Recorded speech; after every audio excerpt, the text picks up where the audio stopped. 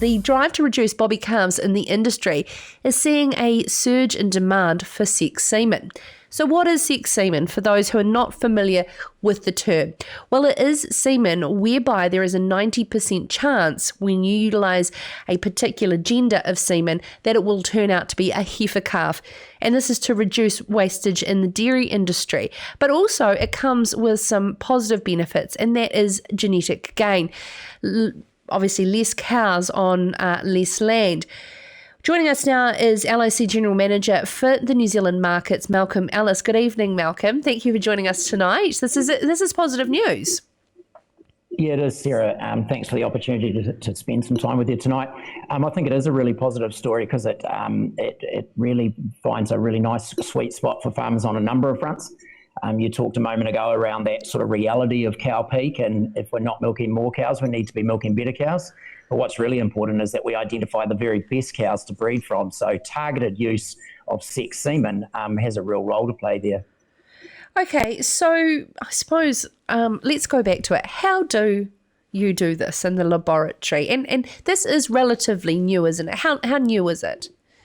So the technology and the principle of sexed sorted semen has been around for some time, to be honest. There is a big breakthrough around this in the last couple of years, which I'll go to in a couple of moments. But effectively, this is a real busy time on the cooperative's bull stable at this time of the year. We're only a month away from dispatching upwards of 100,000 fresh straws of semen each day, and we'll do that for upwards of 2 towards 3 weeks. But that is conventional semen. That is the traditional roll the dice on a heifer or a bull. This situation is where we collect the ejaculate through the normal means that we would, and then we actually take an extra step where we sex sort the semen so that we can separate off that sperm that will produce heifer calf outcome, or a 90% chance of that. Now, we're talking about genetic gain and accelerating that with being able to produce more heifer calves as opposed to bull beef. Let's talk about, say, for instance, the M. bovis cull. There was a huge amount of genetic loss from that. Is that, going to be a really good alternative to bounce back to where we are in a short amount of time? Yeah, I'm extremely conscious of the cull and the situation that involved and still continues to haunt our sector in some respects around M. bovis. But I also think from a genetic gain perspective, it's even bigger than that, because on every individual farm, there is a bell-shaped curve of cow performance, but also of cow genetic merit. And sex semen is a real opportunity for farmers to be able to really hone in on the quality of those most elite cows and drive a higher proportion of their replacements from those cows. We know that there is a significant range in productive ability of the national herd, and I think a lot of that range has been born out of the significant cow growth we saw over a couple of decades. And so now there's that opportunity to just knuckle down, focus our genetic attention on those really elite cows. And so we're seeing farmers mating only their top 50, 60, 70% of their herd to create the replacements for the next generation, Sarah, and then designating those remaining poorer productive cows to something quite different. And maybe that's a targeted beef outcome. Yes, of course. We had Jared Hickey from First Light talking about that with the Wagyu calves just last week. Malcolm, I'm just thinking here from a sheep and beef farmer's perspective. 70% of our beef is made up from bull beef out of the dairy industry, and in particularly more the cash flow of the dairy bull beef finishing opportunity in the mix of a lot of these sheep and beef farmers. If the sex semen is on, as you see here, tripling in sales, that is going to have a flow-on effect to lots of parts of this whole industry. It is, and that's where I think I said at the outset, it is an exciting piece, this, because it's exciting for New Zealand agri. It's more than just dairy, and the advantages will flow on. We've sort of focused a little bit in the last few moments around that increased rate of genetic gain for dairy farmers, but it also means that we can put a lot of focus on the targeted dairy beef outcome, because you're absolutely right that 70% of our beef population has a dairy origin, born on our dairy farms, dairy beef, and if we can target a particular a rate of genetic gain even amongst that beef aspect, we can put a lot more focus on the positive outcomes from that part of the equation as well. And so in recent times, certainly over the last 2 or 3 years, and we've really ramped it up this year, LIC has put a huge focus on that beef genetic aspect, and making sure that not only have we got a high quality dairy stable for our farmers to drive the rate of genetic gain from their heifer replacements, but let's make sure we've got really high quality beef options. You mentioned Wagyu just being one, Hereford, Angus, just a number of breed options, but let's not just create any old dairy beef. Let's look to target really good quality beef outcomes from the dairy industry. And in this article that Gerald Pickett has done for farmersweekly.co.nz titled Sex Semen Demand Surges Among Farmers, there's a number of examples there of different farming organisations that have a part of their farming strategy from an animal welfare perspective that to have a zero bobby calf strategy. This is certainly taking off. Is sex semen a lot more expensive? Sorry for my ignorance. And if so, why is it or isn't? And are you trying to make this readily available? It is more expensive, but from a per straw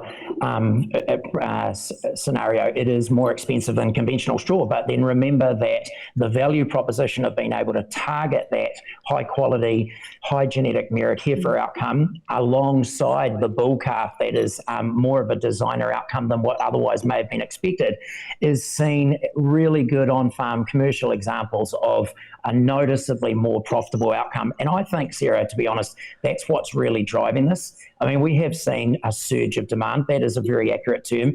3 times the level of uptake for this coming mating season. And I'm really impressed by how innovative our farmers are, where they are looking at their own situation, their own farming entity. Maybe they've got an opportunity to finish that dairy beef outcome. Maybe they've got a market to on-sell it.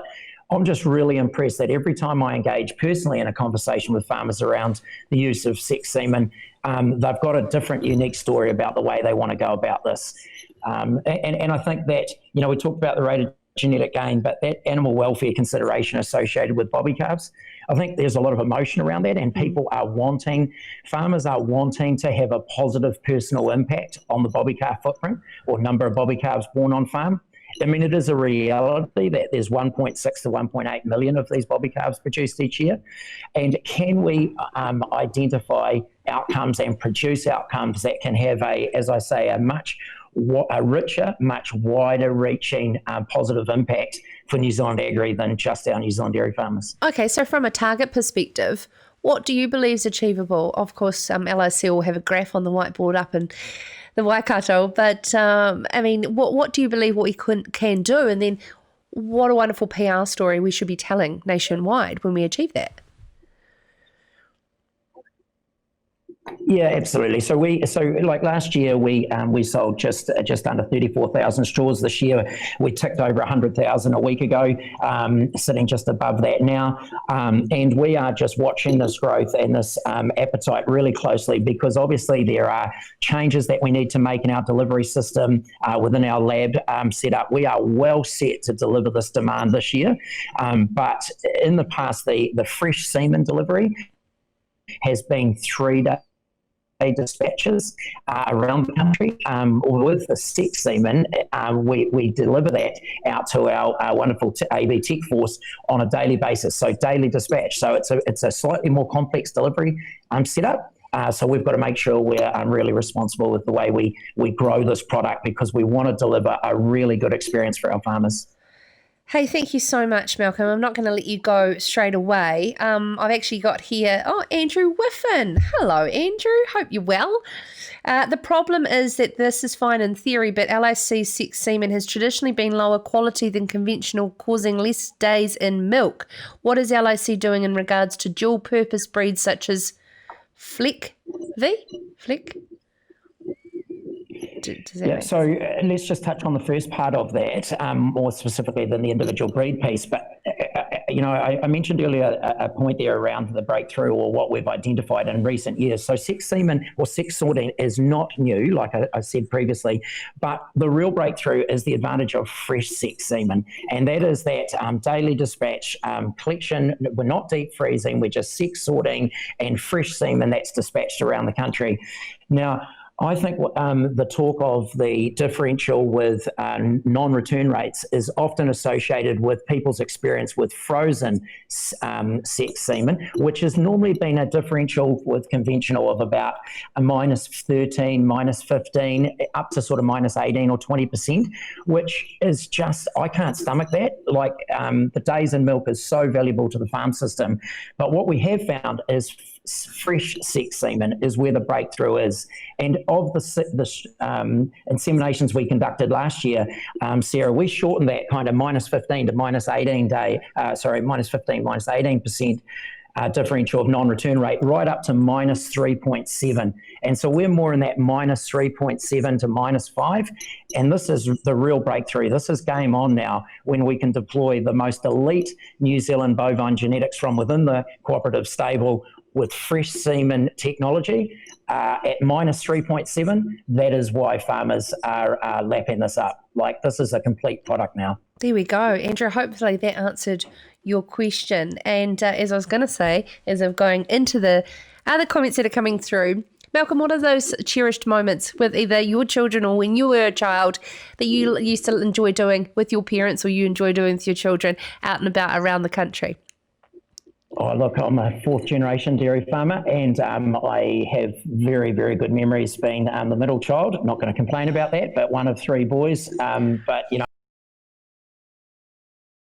family in the summer, we absolutely cherish that. And now I'm just incredibly grateful and mindful of creating those opportunities with our own family for Jodie and I and our three kids. So, yeah, and I think with farm backgrounds, you certainly cherish and remember those times because we respect that our parents worked really hard in this industry over time. Yeah, absolutely. Thank you so much, Malcolm Ellis, the General Manager for the New Zealand market there from LIC. This is Sarah's Country.